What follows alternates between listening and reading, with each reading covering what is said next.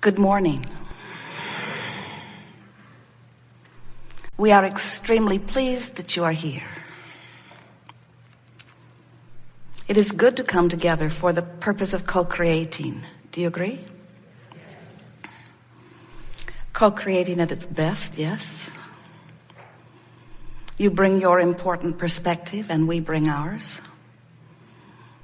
And together we take thought beyond that which it has been before. It's a nice thing. And as we bring our perspective, our broader perspective, not our better perspective, our broader perspective, and you bring your specific perspective, not your better perspective, but your specific perspective, as the specifics of that which you are focused upon meshes with the broadness, the basis of law, the totality of who we all are, perspective of us. As these perspectives blend, it just does not get better than that.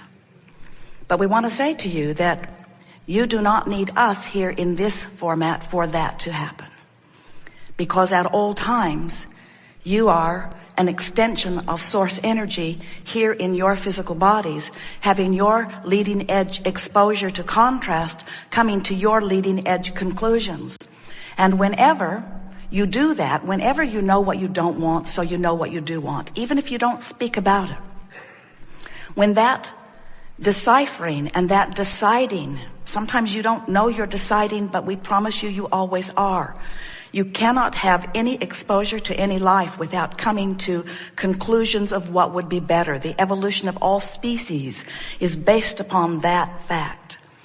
So as you have your exposure to the contrast and a new idea of an improved, from your perspective, your important perspective, rockets out of you, this rocket of desire, the broader non-physical part of you that resides non-physically, who always exists even while you are physically focused, that broader non-physical part of you accepts your request and holds forevermore the vision, the complete vision of the completion of it. And that's why we say to you that when your life causes you to ask, that it is given in that moment. Now, many of you quibble a bit and say, well, if it's just the same to you, Abraham, when you give it to me, I would just as soon it were in my bank account now. When you give it to me, put him in my bed. When you give it to me, give it to me. And we say, if you will stay with us here today, you will come to understand how when you ask and life causes you to do it all day, every day, it is given. It is given in the purest, fullest means possible. It is given to you vibrationally. And all things that ever become manifest are first vibrationally given. Now, what happens is when you ask, Source clearly hears what you're asking for. But Source, unlike you, often, you don't always do it, but you're doing it less and less all the time. But Source, unlike you, no longer gives attention to the reason that you are asking. In other words, it's enough when you ask, because Source understands that you are asking from the most sincere base of your being, from your own experience. When you ask, it is given. When you're confused, you ask for clarity, even if you don't say the words. When you are angry, you ask for love, even when you do not say the words. When you're sick, you ask for wellness, even though you may be saying the words. When you don't have enough money, you ask for more. In other words, you're asking all day long. And when that desire, that focused, clear asking emanates from you vibrationally, and don't worry about having to learn how to do it vibrationally. You can't stop doing it vibrationally. You are much more vibrational beings than anything else. When that vibration emanates from you, Source focuses upon this newly amended vibration, because after all, it's not the first one you ever offered. You've been offering vibrations. You've been offering them and offering them and offering them, and you have been building a vibrational escrow, so to speak. You have been making requests, and Source has been receiving each and every one of them and holding the next idea and the next idea and the next idea and the next idea and the next idea, until without you usually even knowing it, you are building a future experience. Now, how far into the future this experience is really up to you. That depends upon how long you, unlike Source, continue to beat the drum of the reason that you ask. In other words, if you don't have enough money, and that's why you're asking for more, but you are constantly aware of your lack of money and speaking about it, and therefore holding it active in your vibration incessantly, I don't have enough, I don't have enough, I don't have enough, I don't have enough, I don't have enough, I don't have enough, want more, I don't have enough, I don't have enough, I don't have enough, I don't have enough. Then without meaning to, but by your attention to where you stand, by your attention to the what is that you are living, you prevent yourself from moving easily to the what you have already asked for. And you don't do it just about money. You do it about so many things, because, bless your hearts, you are so enamored, you are so steeped, you are so completely and so beautifully, humanly, physically focused, that you believe so much in the reality that is, that you've forgotten about the reality that you are creating. So the art of allowing really is about getting in the vortex. Allowing is in the vortex, resistance is not in, and of course there are varying degrees. If you're in despair, you're far from your vortex. If you're in hope, you're close enough that it's bringing you in every now and again, you see. So our desire for you is that you understand the vortex. We're not ever going to say to you, get in the vortex and stay there forever, because you came forth to explore contrast. Of course you're going to have step one experiences. Just don't make a career out of your step one experiences. Make a career out of your step three experiences. Let being in the vortex be what's most important to you. So, we are eager to talk with you about anything that is important. There is nothing off limits. It is our desire to inspire you, lure you, drag you in any way possible into the vortex. We use every trick in our bag of tricks, and it is a deep bag of tricks, in order to call you into the vortex. You'll find us not too eager to listen to you beat the drum of your out of the vortex conversation. We'll let you get away with it for a little while, but don't be surprised if somebody sits in the chair and we let them get away with it, and when you get in the chair, we don't let you get away with it. There is no accounting to the way you will be treated by us.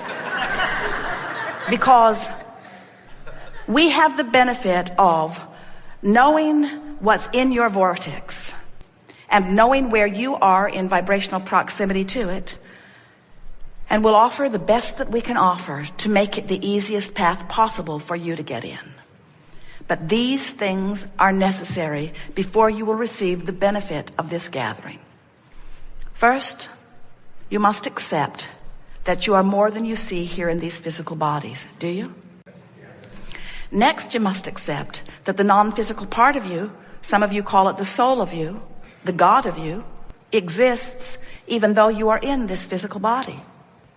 Is that something that you can accept? Next, it is necessary that you acknowledge that you and we are vibrational beings, and it is a vibrational relationship that we have. Good enough? Next, it is of tremendous value for you to acknowledge that the emotions that you feel are your indicator about the variable between the perspective of who you really are and the perspective of who you are being in your body. The perspective of the source part of you, the larger part of you, and the physical part of you that is beating the drum, having the conversation of something here and now. Those two vibrational aspects of you are playing against one another all day, every day, and your emotions are your indicator of that play. Easy to understand? So when you're feeling joy, your thought is in agreement with the thought of source. When you are loving someone and rippling with goosebumps, those goosebumps are your inner being's acknowledgement and agreement with the thought that you have focused within you. When you are hating someone, resenting someone, regretting something, that icky feeling within you is your vibrational emotional guidance system letting you know that while you have the free will to focus as you wish here in this physical body, you've focused yourself out of alignment with who you are, and the resistance is evident in the negative emotion. Easy enough to accept? Well, if those premises all make sense to you, then buckle your seatbelts and get ready for an In-The-Vortex experience, because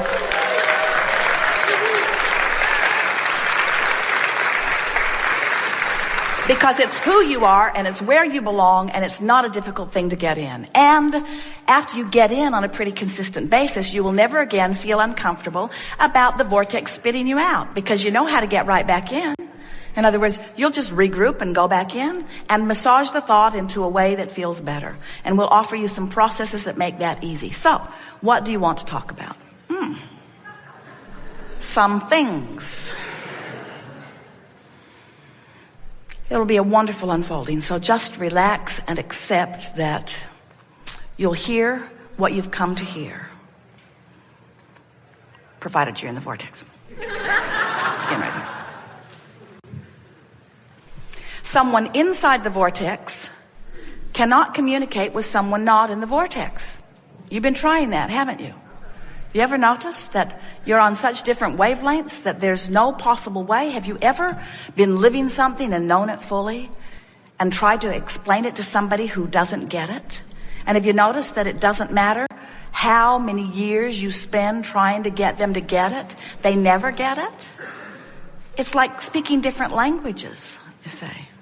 There's the in-the-vortex language, and there's the out-of-the-vortex language. In-the-vortex language sounds like life's good in this way, and this way, and this way. Outside the vortex language sounds like life sucks in this way, and this way, and this way. Do you know that the contrast is inspiring the expansion of you?